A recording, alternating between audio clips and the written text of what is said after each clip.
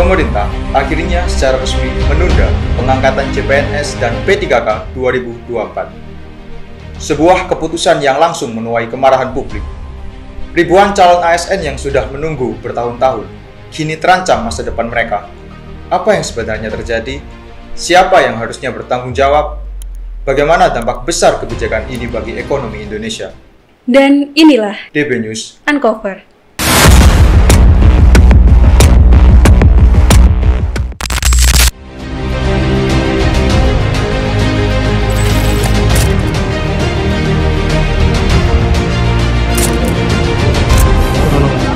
Oh, saudara-saudaraku,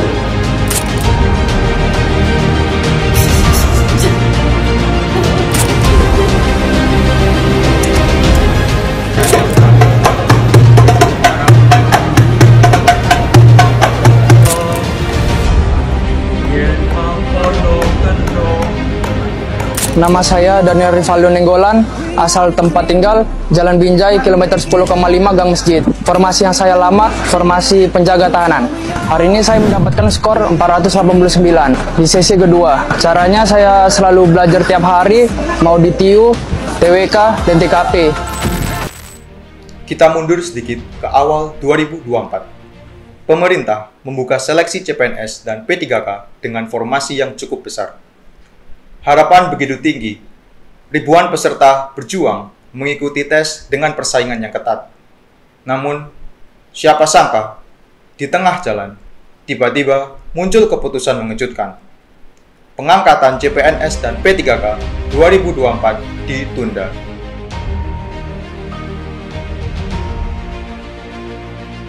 Kementerian Pendayagunaan Aparatur Negara dan Reformasi Birokrasi Kemenpan RB mengumumkan bahwa CPNS baru akan diangkat pada 1 Oktober 2025, sementara P3K diangkat Maret 2026. Padahal sebelumnya, pengangkatan direncanakan berlangsung mulai Maret 2025. Ini jelas membuat banyak orang kaget dan marah.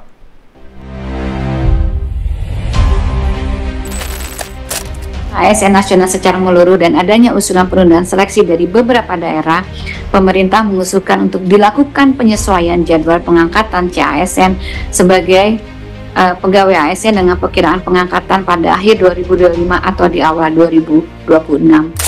oh ya gini, jadi kan patokannya Menpan RB itu persetujuan dalam rapat dengar pendapat ya dengan RDP dengan Komisi 2, dan tadi kan kita sudah sama-sama dengar Komisi 2 lewat Pak Zul mengemukakan bahwa batas akhir itu untuk pengangkatan Oktober bagi CPNS dan batas akhir pula pengangkatan untuk CP3K. Ya, harusnya ini yang dipegang sebagai pedoman dan patokan oleh Menpan RB. Kalau enggak, ini Menpan RB ini cara kerjanya amatiran nih Pak Zul. Jadi bukan cara kerja profesional. Nah, kasihan itu dampaknya personal dan dampak institusional.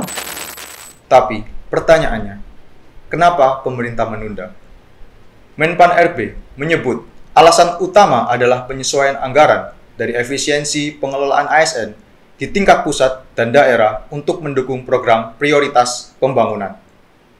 Tapi, benarkah hanya itu? Para ekonom justru menilai bahwa kebijakan ini menjadi blunder. Karena dengan menunda pengangkatan, banyak tenaga kerja muda yang kehilangan peluang dan angka pengangguran bisa semakin meningkat.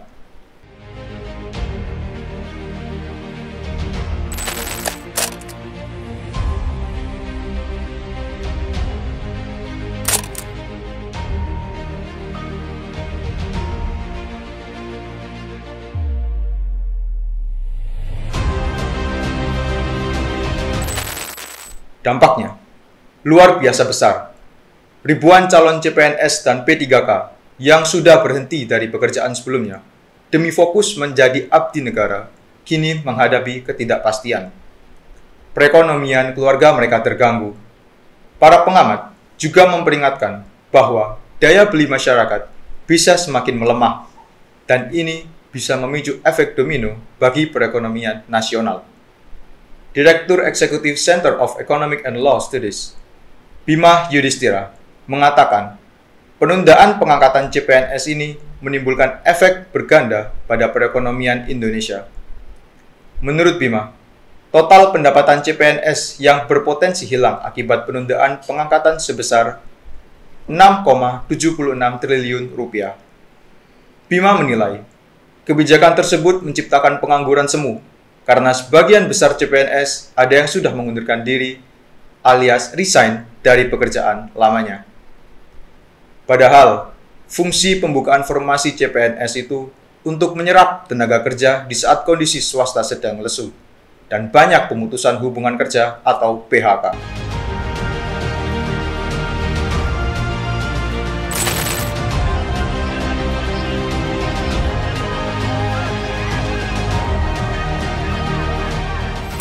Penundaan ini akhirnya memicu gelombang protes.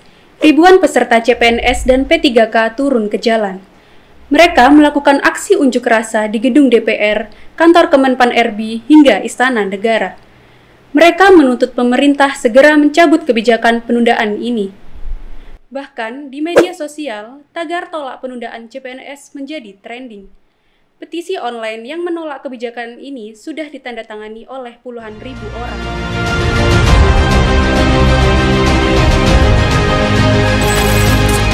Perbedaan dalam memahami teks hasil kesimpulan rapat itu ya. Kalau kita anggota DPR khususnya di Komisi 2 itu memahami waktu yang kita berikan menyelesaikan pengangkatan pada bulan Oktober 2025 untuk CPNS dan Maret 2026 untuk CP3K itu merupakan batas akhir ya. Batas akhir. Jadi selambat-lambatnya tidak boleh lewat dari bulan tahun itu. Gitu. Nah, namun kelihatannya BKN sama Kemenpan RB punya pemahaman lain. Gitu. Mereka memahami dimulainya.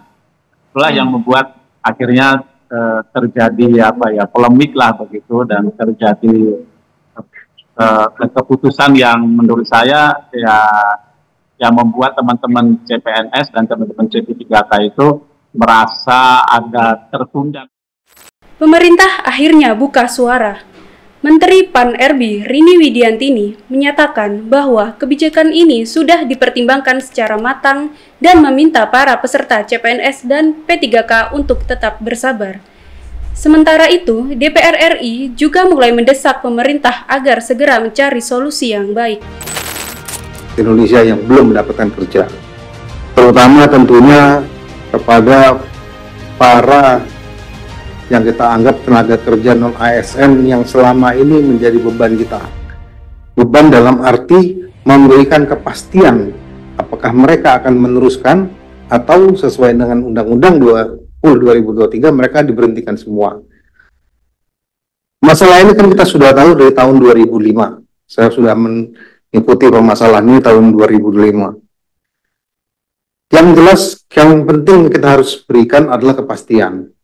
Kepastian kapan yang sudah tes, dinyatakan lulus, ini akan diangkat. Kalau tadi Pak Zudan mengatakan akan diundur, jangan sampai lama-lama. Kemudian juga dipastikan bagi yang tenaga kerja non-ASN agar bisa dibayar oleh APBD saat ini. Karena banyak daerah yang tidak menganggarkan atau menganggarkannya di dalam belanja administrasi umum tapi tidak di belanja barang dan jasa. Ini harus dikoordinasikan Bu Rini dengan Mendagri agar mengeluarkan surat agar bisa dibayarkan mereka. Kalau Ibu Rini dan Pak Zudan lambat mengeluarkan ini, tentunya otomatis mereka akan tambah lama nggak digaji. Ini aja udah masuk bulan ketiga nggak digaji, udah mulai ribut Pak. Apalagi nanti kalau bukan bulan Juni, bulan Juli, malah Agustus baru keluar. Nah ini kan tambah akan menimbulkan masalah.